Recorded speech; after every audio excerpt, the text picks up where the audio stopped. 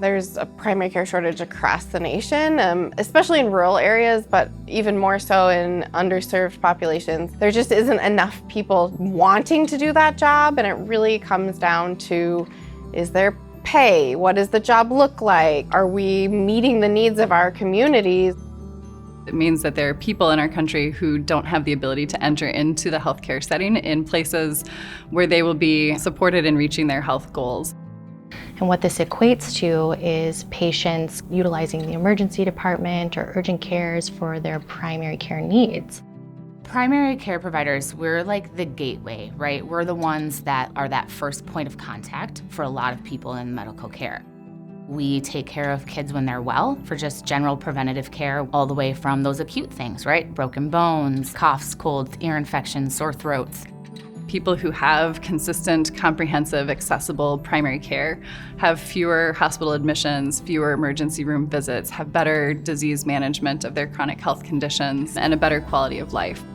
We're kind of losing that skill set and that time to artfully and thoughtfully address a patient in a holistic way. We really lose that continuity when patients are seeking out maybe a televisit here, going to the emergency room here. You lose the orchestrator of all of the care that leads to better health outcomes.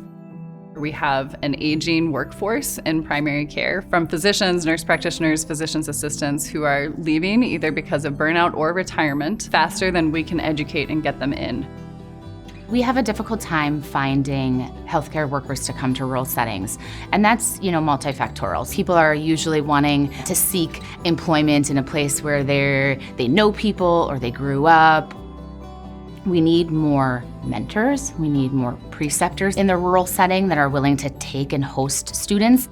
Funneling students into more of these rural settings really gives them exposure to what it's like and how fun and rewarding the work can be. The hands-on experience I received as a student at St. Kate's in the PA program was invaluable. It was really important for me to seek out those diverse experiences, to seek out those underserved clinics. We need primary care to be accessible, meaning that you can get it when you need it, where you need it, in real time. At St. Catherine University, we educate nurse practitioners to lead and influence.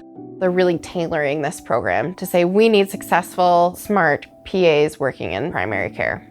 From a first year to a third year, students are participating in the role of patient care. We get continuous feedback about how our students seem really practice ready because they've had so much work with real patients and real issues. I think it is filling a gap that our health systems rely on.